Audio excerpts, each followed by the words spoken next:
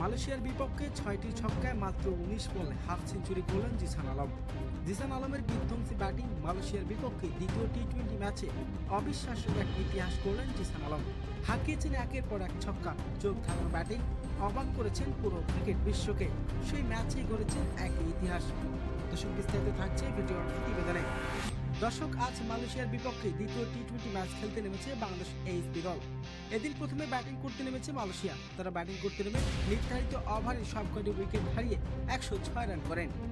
সেই লক্ষ্যে তারা করতে নেমে জিসান আলমের তাণ্ডবে কোনো পাত্তা পায়নি সফরকারী স্বাগতিক মালয়েশিয়া। জিসান আলমের অক্রোশী ব্যাটিংয়ের সামনে তাদের বোলিং আক্রমণ তো তাসের ঘরের মতো ভেঙে পড়ে। ছক্কার বৃষ্টির উপহার দেন তিনি। 19 বলে অর্ধশতক পূরণ করেন জিসান আলম। নিজের সেই তোলপাড় ইনিংসে হাঁকিয়েছেন 6টি ছক্কা ও 2টি চার।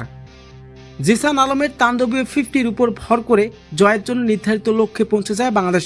তবে 7 ওভার 3 বল অর্থাৎ 74 বল হাতে রেখে জয় নিশ্চিত করে বাংলাদেশ এইচপি দল, যা ইতিহাসের অন্যতম দ্রুত জয় হিসেবে রেকর্ড করেন। জিসান আলমের প্রথম ম্যাচে দাপটীয় এবং দ্বিতীয় ম্যাচে এমন একতরফা জয়ের রীতিমতো রেকর্ড করে ফেলেছেন তিনি। প্রিয় দর্শক, জিসান আলমের এমন বিধ্বংসী ব্যাটিং আপনার কেমন লেগেছে অবশ্যই জানাবেন আপনার মূল্যবান মতামতটি।